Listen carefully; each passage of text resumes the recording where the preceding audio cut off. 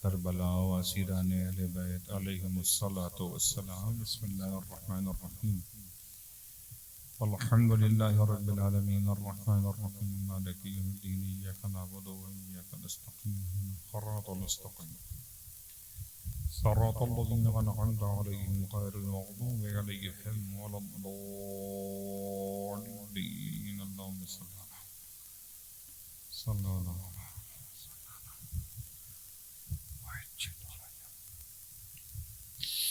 اعوذ باللہ من الشیطان اللعین الرجیم. بسم اللہ الرحمن الرحیم. الحمد للہ رب العالمین. الصلاة والسلام علی اشرف الانبیاء والمرسلین سیدنا ابی القاسم محمد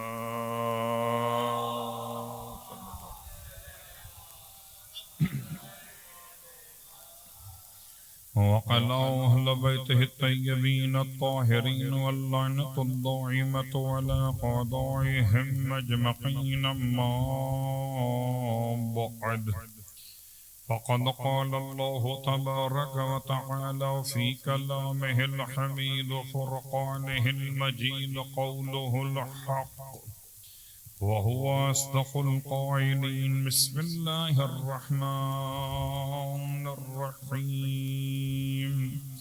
يا أيها الذين آمنوا لا تقدموا بين يدي الله ورسوله واتقوا الله إن الله سميع علیم. صلوات پڑھیں محمد.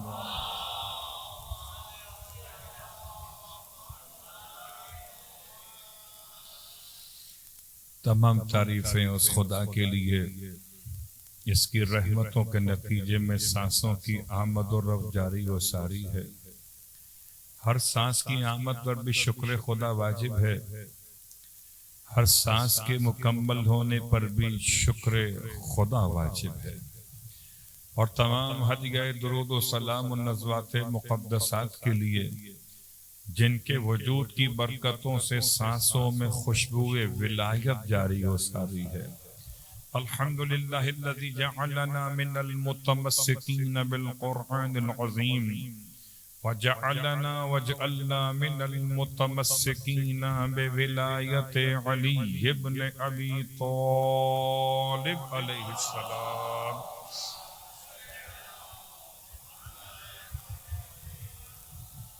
عظم اللہ اجورنا و اجورکم بمصابنا بالحسین علیہ السلام وجعلنا وإياكم إن شاء الله من الطالبين بسأره مقوليه الإمام المهدي من آل محمد عليه السلام. صلى الله عليك يا أبا عبد الله. السلام عليك يا ابن رسول الله وعلى الأرواح التي حلت بفنائك. سامعین گرامی قدر حاضرین ذوی الاحترام، فرش عزائے سرکار سید الشہداء ماہ صفر المظفر کی پہلی تاریخ کو منعقد ہو چکا. خدا سلامت رکھے فرش عزا بچھانے والوں کو، فرش عزا پہ آنے والوں کو، اور فرش عزا کی برکتیں حاصل کرنے کی مجھے اور آپ کو خدا توفیق عطا فرمائے. یہ فرش عزا ہے، یہ منزل زیارت سرکار سید الشہداء ہے. یہ فرش عزا ہے، یہ چہارد معصومین کی زیارت کا مرصع اور مرقع ہے. یہ فرش عزا ہے، اہل ولا کے قیام کی جگہ ہے. اس کی فضاؤں کو خدا نے روضہ حسین کے گنبد کے برابر کر دیا ہے کہ اس فرش عزا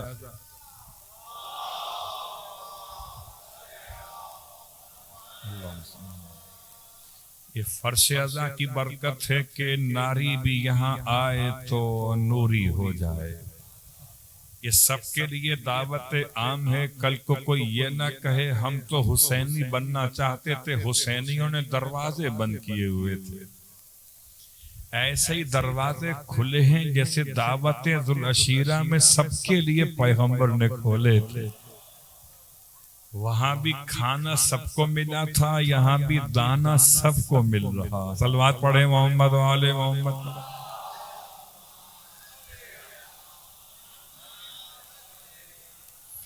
تو یاد رکھیے فرش عزا سجانے والے بچھانے والے سب سلامت رہیں، اور مسلسل ماہ سفر ماہ محرم الحرام کے بعد آپ کی خدمت مقدس میں سورہ مبارک الحجرات کی آیت نمبر 1 کی تلاوت کا شرف حاصل کیا گیا ہے.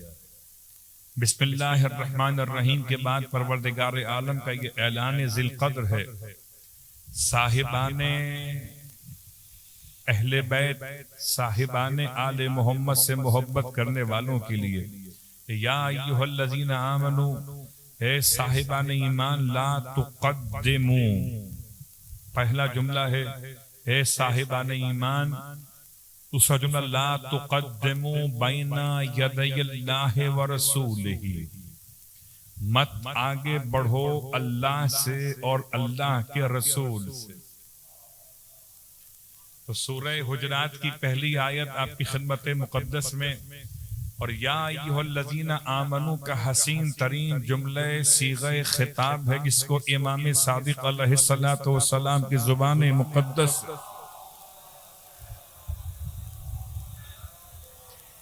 سورہ مبارکہ البقرہ کی آیت نمبر 183 کے ذیل میں آپ کو ملے آیت نمبر 183، یا ایھا الذین آمنوا کتب علیکم الصیام کما کتب علی الذین من قبلکم لعلکم تتقون. تو مالک دو جہاں نے آیت میں روزے کے وجوب کے حکم کو نازل کیا. روزہ مشکل امر ہے، نماز آسان ہے، افطار بھی آسان ہے، سحر بھی آسان ہے، روزہ مشکل ہے. اور خدا کہتا ہے کہ یا ایھا الذین آمنوا، تم پر روزے لکھ دیے گئے، کما کتب علی الذین من قبلکم، جیسے تم سے پہلے امتوں پہ لکھے گئے. امام شاعر فرماتے ہیں روزے کی ساری مشقت، ساری زحمت بالکل ختم ہو گئی جب خدا نے روزے داروں کو مومن کہہ دیا ہے. اللہ اکبر. جسے خدا مومن کہہ دے کیا اس کی شان ہو جاتی ہے. تو امام علیہ السلام کے الفاظ مقدس کے اعتبار سے اگر صیغہ خطاب اتنا حسین ہو، یہ خدا کی شان ہے. خدا یا ایھا الناس کہہ کر بات کرے، یا ایھا الذین آمنوا کہہ کر بات کرے، خطاب کا مزاج بدل جاتا ہے. کبھی خدا کافروں سے بات نہیں کرتا، قل کہہ دیتا ہے. کبھی خدا منافقوں سے بات نہیں کرتا، وسیلہ قرار دیتا ہے. مومنوں سے اتنی محبت کرتا ہے کہ مومن خدا سے بات کریں نہ کریں، خدا مومنوں سے بات کرتا ہے. کیا شان ہے، یہ برکت ہے اس میں گرامی علی ابن ابی طالب کی، ورنہ کجا ہم کجا خدا وند عالم. یہ بڑا احسان ہے پروردگار عالم کا کہ اس نے ہمیں اور آپ کو ایک شرف عطا کیا ہے. عبداللہ ابن عباس کہتے ہیں پورے قرآن مجید میں جہاں جہاں استعمال ہوا یا ایھا الذین آمنوا 152 مقامات گنے گئے ہیں. 152 مقامات، 152 ٹائمز پروردگار عالم نے پورے قرآن میں صیغہ استعمال کیا یا ایھا الذین آمنوا. ابن عباس کہتے ہیں یہ 152 مقامات میں جہاں جہاں خدا نے الذین آمنوا کہا ہے، اس سے مراد کوئی اور نہیں ہے، بس وہی قبیلہ ہے، وہی قوم ہے، وہی ایک خانوادہ ہے جس کے سربراہ کو علی ابن ابی طالب کہتے ہیں. اللہ اکبر. تو مومنوں کی شان. اللہم صلی علی محمد وعلی آلہ محمد. تو ہمارا عنوان ہے قرآن اور اہل ایمان. انشاءاللہ خدا نے چاہا تو اس سورہ مبارک الحجرات سے کچھ باتیں آپ کی خدمت میں پیش کرنا چاہوں گا. سورہ مبارک الحجرات قرآن مجید کا ترتیب کے لحاظ سے 49ویں نمبر کا سورہ ہے. کیا سورہ کی شان ہے کہ ارشاد فرماتے ہیں سرکار ختمی مرتبت احمد مجتبی محمد مصطفیٰ صلی اللہ علیہ وآلہ وسلم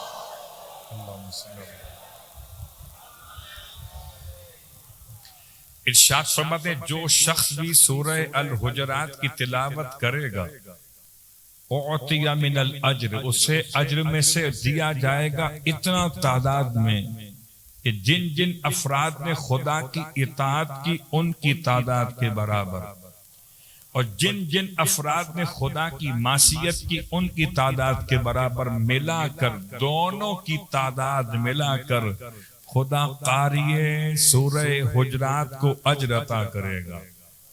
17 آیتوں کا سجا ہوا سورہ ہے. اور چلیں اس سورے کے پس منظر پر تو لفظ حجرات تو آپ کو خوب معلوم ہے. حجرہ کہتے ہیں روم کو، اور حجرات کہتے ہیں کئی رومز کو، یعنی ایک سے زیادہ اگر کمرے ہوں تو انہیں حجرات کہا جاتا ہے. آج بھی مدینہ منورہ کی زیارات پر خدا مجھے اور آپ کو نصیب کرے جانا. انشاءاللہ کہیے الہی آمین کہیے. آپ کا ہی شہر ہے، کسی کے رہنے سے اس کا ہو تو نہیں جاتا. اگر کسی کے رہنے سے اس کا ہو جاتا تو کعبہ تو بتوں کا ہو جاتا. کب سے تھے یہ مت دیکھو، یہ دیکھو کیوں کر تھے. اگر غلط تھے تو کب سے تھے. یہ مسئلہ ہو سکتا ہے آج کل بڑا پڑھا جاتا ہے. بھائی چھوڑیے پرانی باتوں، کب سے تھے بھائی بیٹھے تھے تو بدھ بھی کب سے رکھے تھے. مگر جب حقدار آ گیا تو جاء الحق و زہق الباطل کا اعلان آ گیا کہ ان الباطل کان زہوقا. 1000 برس رہا فرشتوں میں، مگر کیا فرشتوں میں رہنے سے فرشتہ ہو گیا؟ تو کیا کعبے میں رہنے سے بت خدا ہو گئے؟ تب جب شیطان جن تھا تو فرشتوں میں رہ کر فرشتہ نہ ہو سکا.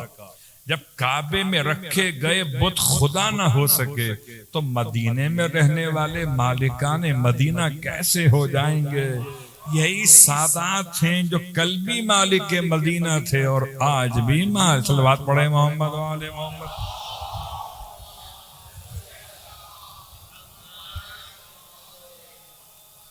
تو مدینہ منورہ کے روزے سرکار کے باہر خدا اس دیوار کی زیارت نصیب کرے جس دیوار میں اور دروازے بنے ہیں. ایک کا نام دروازے جبرائیل ہے، ایک کا نام دروازے نساء ہے، ایک کا نام دروازے بقی ہے. بیچ میں 2 کھڑکیاں ہیں. ایک کھڑکی کا نام پرانے اعتبار سے باب نبی ہے، ایک کھڑکی کے نام پرانے اعتبار سے باب علی ہے. عجیب بات ہے، علماء آل سعود کی لکھی ہوئی کتابوں کے لحاظ سے جہاں باب نبی ہے وہیں ساتھ میں باب علی ہے. باب نبی اور باب علی میں نہ تو کل فاصلہ تھا نہ آج فاصلہ ہے. بلا فصل اور ہوتے ہیں، فاصلے والے اور ہوتے ہیں. تو اللہ کے رسول نے حجرات بنائے تھے. بہت غور کیجئے گا کتنے حجرات تھے. کہتے ہیں 9 حجرات تھے. 8 حجرات تو بنائے آپ نے اپنی ازواج مطہرات کے لیے. ایک بنایا تھا سیدہ فاطمہ الزہرا صلوات اللہ علیہا کے.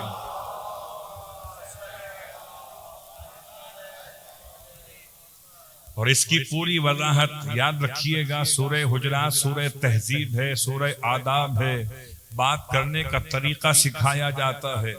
ورنہ آیت نمبر 4 نہ ہوتی تو یہ سورہ حجرات نہ ہوتا. ان الذین ینادونک من وراء الحجرات. وہ جو آپ کو آ کر زور سے پکارتے ہیں حجرات کے پیچھے سے.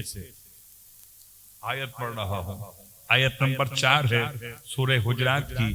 ان الذین ینادونک، وہ لوگ بتحقیق جو آپ کو ندا دیتے ہیں، آپ کو پکارتے ہیں، من ورائن حجرات، کمروں کے پیچھے سے آ کر. اکثرهم لا یعقلون، ان میں اکثر عقل سے خالی ہیں. اب قرآن کہہ رہا ہے عقل سے خالی ہے، تو میں صاحب عقل کیسے کہوں؟ صلوات پڑھے محمد و آل محمد.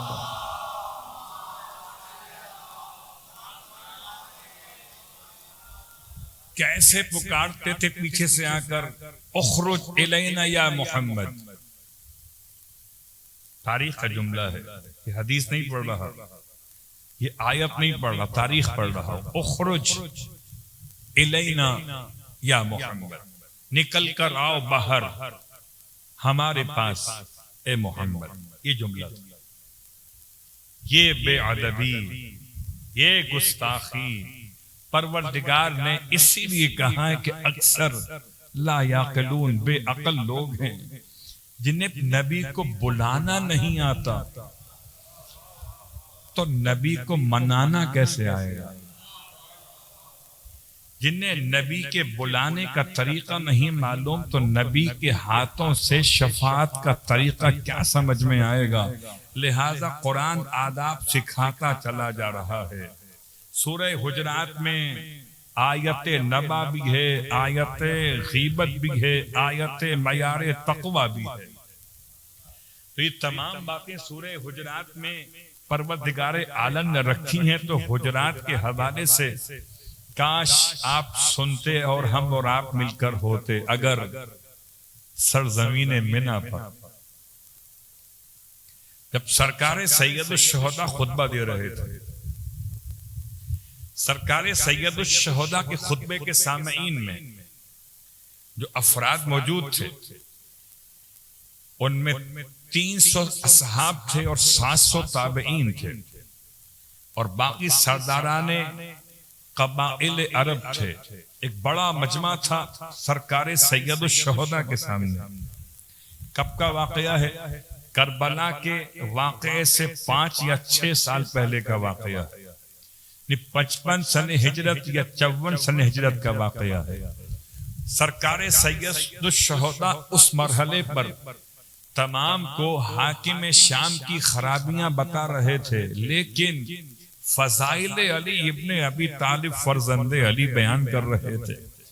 وہاں آپ نے حجرات کا تذکرہ فرمایا. ایھا الناس انشدکم اللہ، میں تمہیں خدا کی قسم دے کر کہتا ہوں، بتاؤ کہ میرے جد نے جب آئے تھے مکۃ المکرمہ سے مدینہ منورہ، تو کیا حجرات نہیں بنائے تھے؟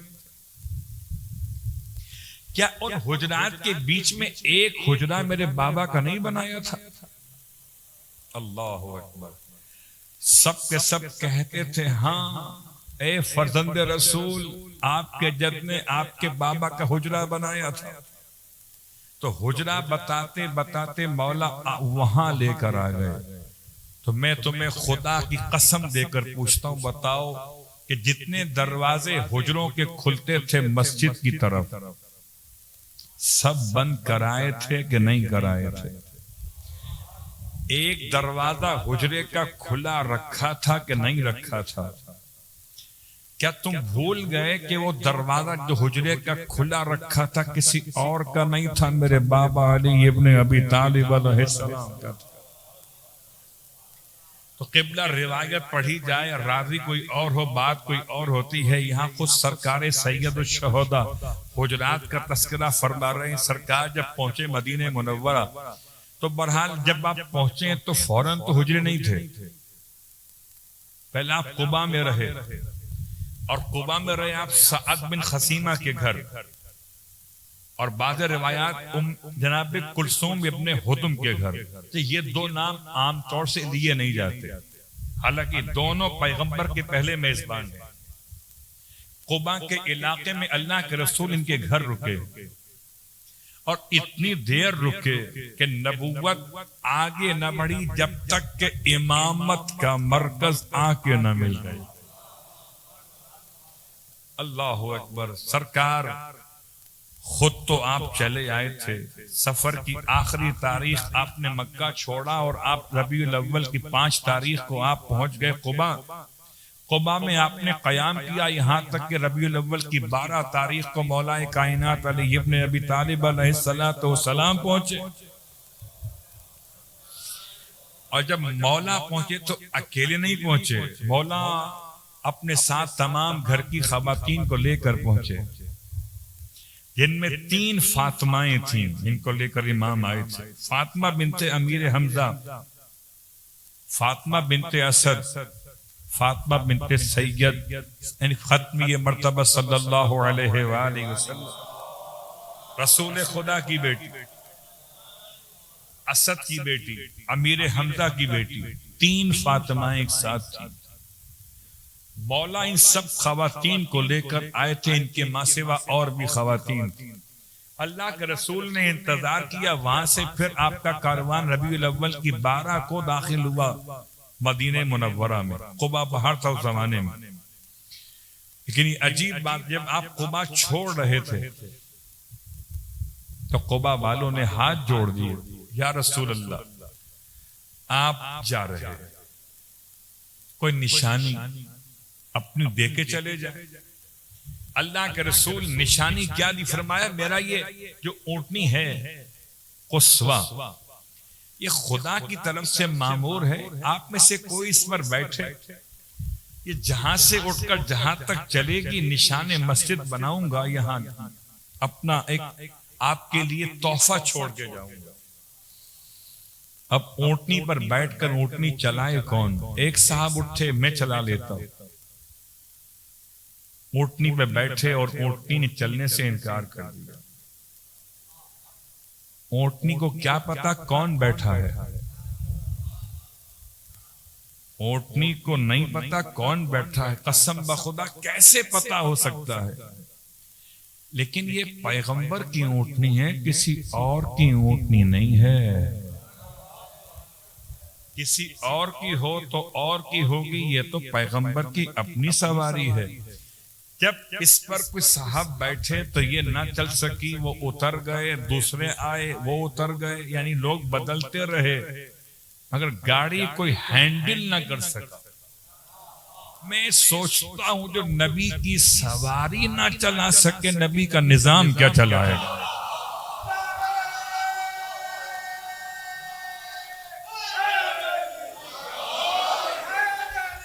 یا علی اللہم صلی اللہ.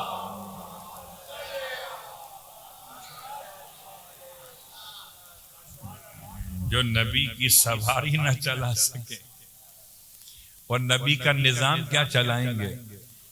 اونٹنی کسی اور کے ساتھ چلنے کو تیار نہیں ہے. آخر میں جب باقی سب اپنی قسمت آزما چکے تو کہتے ہیں ہمیشہ کی طرح ایک ہی کامیاب ہوا ہے. شریک مقابلہ تو بہت ہوئے، کامیاب ایک ہی ہوا ہے. تو شریک مقابلہ کو یاد کرنے کا کیا فائدہ جب وہ کامیاب نہ ہوئے ہوں؟ اگر کامیاب دین چاہیے تو کامیاب رہبر بھی تو چاہیے. اگر کامیاب دین چاہیے تو کامیاب رہبر بھی تو چاہیے. تو باقی سب اپنی قسمت آزماتے رہے. آخر میں ہمارے اور آپ کے آقا اور مولا سوار ہوئے اور اونٹنی کو کس نے بتا دیا کہ اب چلنا ہے؟ بھائی جس نے پہلے بتایا تھا کہ اب نہیں چلنا، اسی نے بتایا وہ کہ اب چلنا ہے.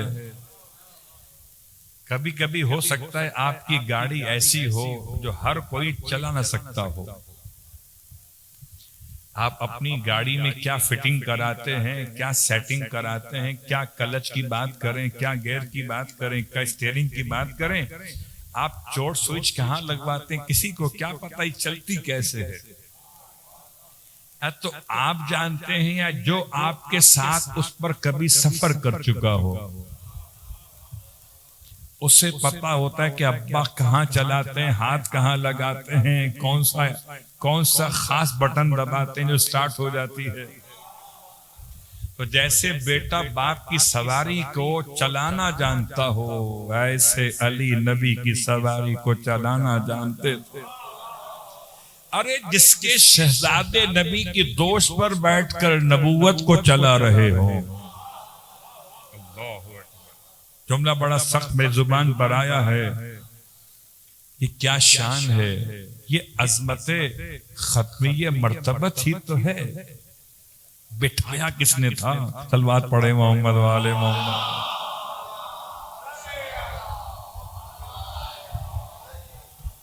اگر بٹھایا کسی اور نے ہوتا تو ہم سوچتے وہ اور کون ہے. جب بٹھایا خود نبی نے ہے تو پھر پریشانی کیا ہے؟ دونوں کو بٹھایا, دونوں کہتے ہیں نانا سواری تو ہو گئی, مگر مدینے کے بچوں کی سواریوں کے پاس سواریوں کی لگامیں بھی تو ہیں. ہماری سواری میں لگام کوئی نہیں ہے. آپ مسکرا دیے اپنے زلفوں کو دو طرفوں سے, ایک حصہ امام حسن کے ہاتھ میں, ایک حصہ مولا حسین کے ہاتھ میں. اب اگر سوچئے خدا آپ کو صاحب اولاد کرے اور آپ صاحب اولاد ہوں اور دو بیٹے آپ کے ہوں اور آپ دونوں کو ایک ساتھ اگر بٹھا لیں تو ایک کہے گا ابا باہر چلو, ایک کہے گا ابا اوپر چلو, موسم الگ ہے. تو دونوں بچوں کے مزاج نہیں ملیں گے. ایک کو آئس کریم کھانا ہے تو ایک کو کولڈ ڈرنک, ایک کو چپس کھانا ہے تو ایک کو بسکٹس کھانا ہے, تو مزاج نہیں مل رہے. گھر کے بچوں کے مزاج نہیں ملتے. گھر کے بچے خدا کے گھر جو آیا ہو اس کے بچوں سے کیا مقابلہ ہو. صلوات پڑھے محمد والے محمد.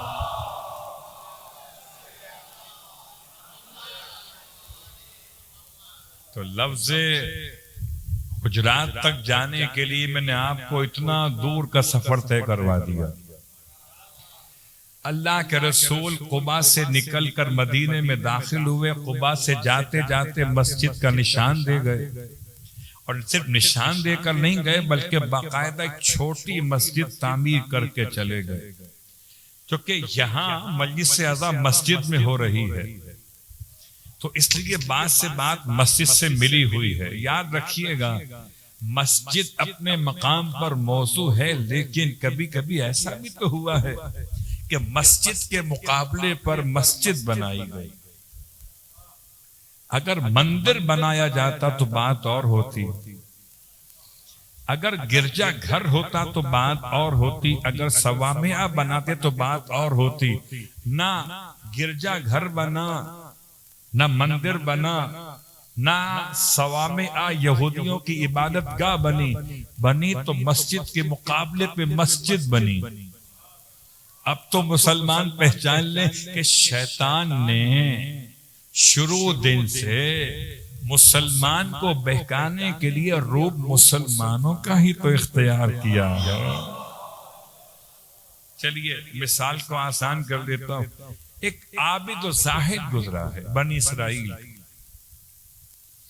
بنی اسرائیل کا عابد و زاہد کسی غار میں خدا کی بڑی عبادت کیا کرتا تھا. شیطان بڑا پریشان ہے کہ اس کو کیسے بہکائیں. یہ عابد شراب تو پیے گا نہیں, تو شراب سے نہیں بہکا سکتے. یہ عابد زنا تو کرے گا نہیں, تو اس کو اس سے بھی نہیں بہکا سکتے. یہ عابد نہ تو قتل کرے گا نہ غیبت کرے گا, اسے بہکائیں تو کیسے بہکائیں. تو شیطانوں کی میٹنگ بلائی گئی, یوں سمجھیے اجلاس بلایا گیا, اور اس اجلاس میں شیطانوں نے فیصلہ کیا کہ کون ہے جو اس کو راہ راست سے ہٹا سکتا ہے. ایک خناس کھڑا ہو گیا, کہتا ہے استاد جی میں اسے بہکا سکتا ہوں. کہ تم کیسے بہکاؤ گے؟ کہ میں اس کے ساتھ مصلی بچھا لوں گا۔ اب تو غور کیجئے گا، اب بھی اگر آپ اپنے درمیان میں پہچاننے میں کوتاہی کریں تو مشکل ہوگی۔ بات سے بات نکلتی چلی جائے، یہ پہچان لازم ہے۔ کبھی آپ کو بہکانے والا باہر سے نہیں آئے گا، آئے گا باہر سے ضرور، مگر آپ کے ہی لبادے میں آئے گا، ورنہ کیسے پہچانیں گے؟ اللہ اکبر، غور کیجئے گا۔ اب یہ بنی اسرائیل کا عابد عبادت تو کر رہا ہے، شیطان وہاں پہنچ گیا شکل بشر میں۔ شیطان بن کر کبھی نہیں آتا، یاد رکھیے، شیطان ہمیشہ شکل بشر میں آتا۔ اس نے مصلی بچھایا، جو کہ شیطان تھا وہ تو آنکھ کا بنا ہوا تھا۔ اس نے جو نمازیں پڑھنا شروع کی تو ایک کے بعد ایک نماز، ایک کے بعد ایک نماز، ایک کے بعد ایک نماز، سانس لیے بغیر پڑھے جا رہا ہے۔ ارے اس کے جد اول نے بھی تو 2 رکعت نماز 6000 سال تک پڑھی۔ اب یہ پڑھے جاتا ہے، عابد نے پہلے تو اگنور کیا، کچھ دیر بعد احساس ہوا یہ کون سا عابد ہے جو مجھ سے بھی بڑا عابد ہو گیا ہے؟ میں تو پھر بھی پانی پی لیتا ہوں، درمیان میں کھانا کھا لیتا ہوں، چلا جاتا ہوں قضاء حاجت، یہ تو نہ کھاتا ہے نہ پیتا۔ اتنی سی عقل عابد میں ہوتی تو عابد خالی عابد نہ ہوتا، مومن ہو جاتا، کہ جو نہ کھائے اور نہ پیے تو یا تو فرشتہ ہوگا یا شیطان ہوگا۔ اللہ نہ کھا رہا ہے نہ پی رہا، بس پڑھے چلا جا رہا۔ اور جب عابد نے اس کی عبادت میں محویت اور بڑھائی تو اس کو اور لطف آیا، اس نے اپنی نماز کو اور لمبا کیا، یہاں تک کہ عابد اپنی عبادت چھوڑ کے بیٹھ گیا اس سے بات کرنے کے لیے۔ اب اس نے دیکھا کہ تیر نشانے پہ جانے والا ہے، اپنی نماز کو مکمل کیا۔ عابد نے اس کے ہاتھ چوم لیے۔ آپ ماشاءاللہ کیا کہنے، بڑے متقی پرہیزگار ہیں، اتنے لمبے سجدے کیے تو نشان تو آئے گئے ہوں گے ٹھیک ٹھاک کر کے۔ اب جو سجدے میں سر ٹھوک کے رکھے نشان تو آئی۔ اللہ اکبر، بھئی بات مومنوں کی نہیں ہو رہی ہے۔ خیال کیجئے، خاک شفا کا نشان اور ہے اور اللہ بلا کا نشان اور۔ صلوات پڑھے محمد۔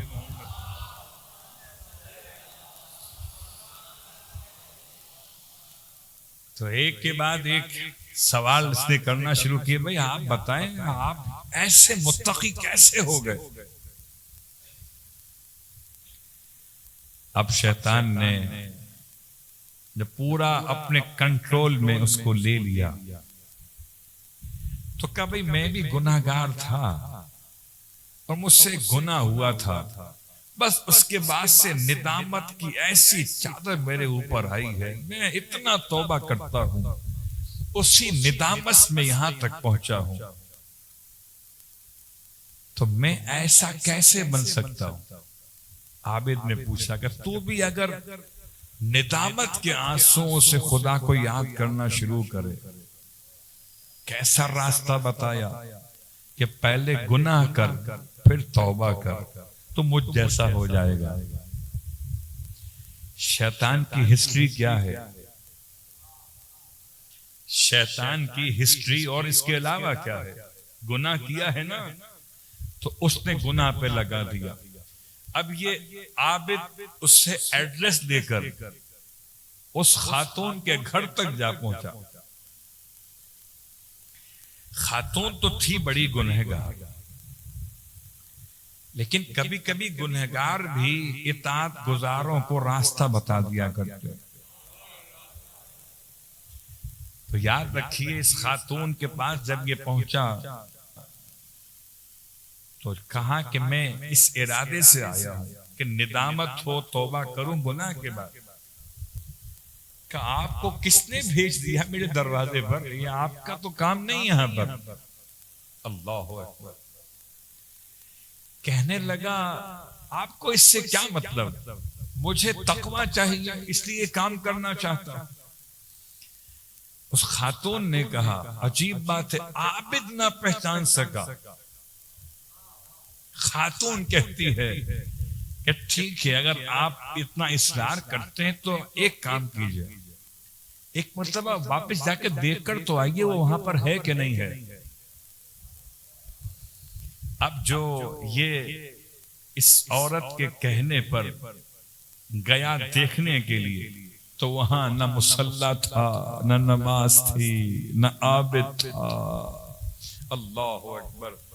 تو غور کیجئے گا کہ کس طرح خدا ہدایت کے راستے آسان کرتا چلا جاتا ہے. کہ مسجد بنی قباء کے نام سے، مسجد بنائی زرار کے نام سے، اور مسجد قباء تقوی کی بنیاد پر بنی، مسجد زرار محمد کی دشمنی کی بنیاد پر بنی. اب اگر بات یہاں تک مکمل ہو گئی تو 4 مسجدیں بنی ہیں کوفے کے اندر قتل حسین کی خوشی میں. اللہ اکبر. آج بہت ساری باتیں ہیں، آپ کی خدمت میں اشارے مکمل کر رہا ہوں. کبھی سوچئے گا کسی مسجد کے آگے سے بارات گزر رہی ہو ڈھول تاشوں کے ساتھ تو ان کو پرابلم نہیں ہوتی.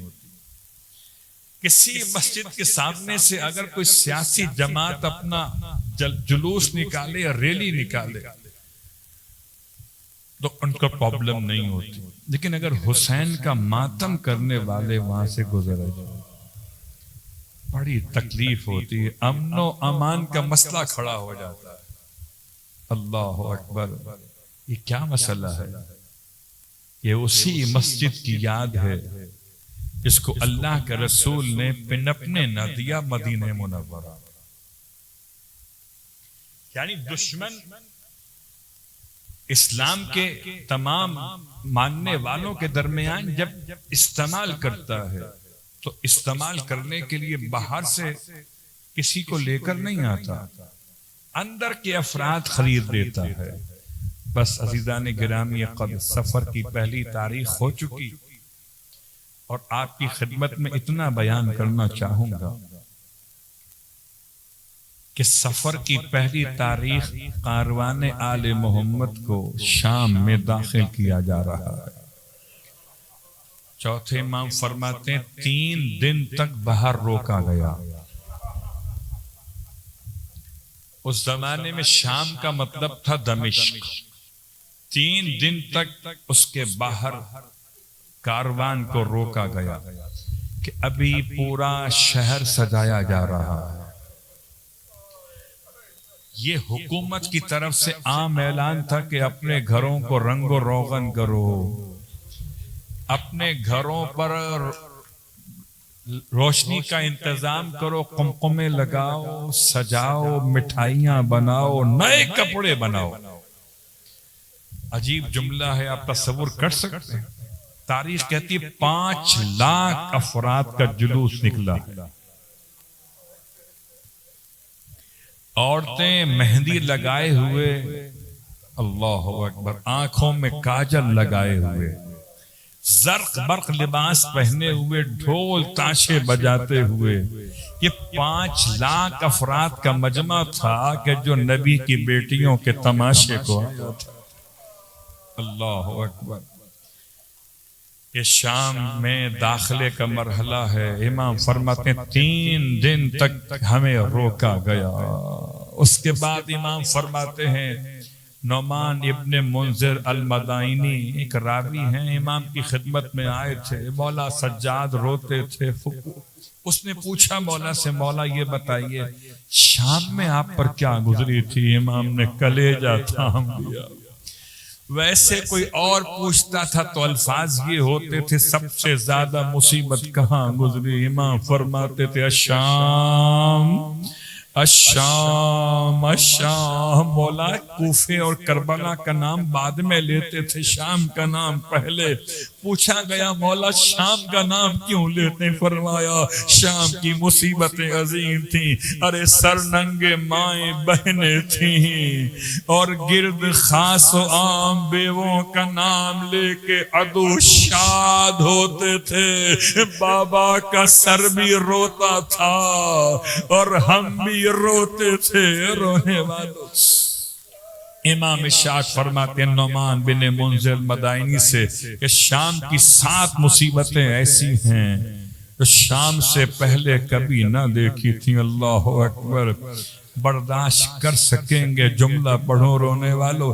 کربلا سے قافلہ چلا ہے، لشکر یزید ایسے لے جا رہا ہے کہ امام فرماتے ہیں جیسے زنجبار کے قیدیوں کو کھینچ کے لے جایا جاتا تھا، ایسے آل محمد کے افراد کو کھینچ کے لے جایا جا رہا تھا۔ امام فرماتے ہیں جہاں ہم چاہتے تھے کہ یہ آہستہ چلیں وہاں یہ ہمیں دوڑاتے تھے، جہاں ہم چاہتے تھے کہ یہ تیز چلیں وہاں قافلے کو روک لیتے تھے تاکہ تماشا دیکھنے والے جی بھر کے آل محمد کا تماشا دیکھ لیں۔ ماتم داران مظلوم کربلا، سفر کا مہینہ ہے، آل محمد پر غم کا مہینہ ہے۔ امام فرماتے پہلی مصیبت نعمان ابن منذر المدائنی، پہلی مصیبت یہ تھی کہ جیسے ہی شام کے علاقے میں داخل ہوئے، اب تک تو یہ رسی سے کھینچ کے لے جاتے تھے، تازیانے مار کے چلاتے تھے، لیکن جیسے ہی دمشق میں داخل ہوئے انہوں نے ہتھیار نکال لیے۔ اب یہ تلواروں کی نوک چبو چبو کے آگے چلاتے تھے، کسی کو نیزہ چبوتے تھے، کسی کو تلوار۔ آئے آل محمد کی بیویاں، آئے آل محمد کے اسیر۔ رونے والوں دوسرا جملہ اس سے زیادہ سخت، خدا کرے میں آپ کی خدمت میں پورا پڑھ سکوں، خدا کرے کہ آپ برداشت کر سکیں۔ امام رو رو کے فرماتے تھے کہ جب شام کے علاقے میں داخل ہوئے، اب تک تو یہ قیدیوں کو پیچھے رکھتے تھے، سروں کو آگے رکھتے تھے، مگر جیسے ہی اپنے علاقے میں داخل ہوئے انہوں نے ان نیزوں پر جو کٹے ہوئے سر تھے ان کو بیویوں کے اونٹوں کے درمیان لانا شروع کیا۔ رونے والوں یہاں تک بھی جملہ برداشت کیا۔ امام فرماتے ہیں ایسے لائے کہ میرے بابا کا سر، میرے چچا کا سر میری پھوپھی زینب کے سامنے، میری پھوپھی ام کلثوم کے سامنے۔ رونے والوں امام فرماتے ہیں ہائے میرے بھائی علی اکبر کا سر، میرے بھائی قاسم کا سر لے کر آئے، کبھی فاطمہ کبریٰ کے سامنے، کبھی سکینہ کے سامنے۔ رونے والوں بہنوں کے سامنے بھائیوں کے سر لائے گئے۔ تیسرا جملہ اس سے بھی سخت، امام فرماتے ہیں اے نعمان، یہ سروں کو ابنوں کے سینہ پہ رکھتے نہ تھے، اسے زمین پہ گراتے تھے۔ آئے پیروں کی ٹھوکروں سے اذیت پہنچاتے تھے۔ واہ محمد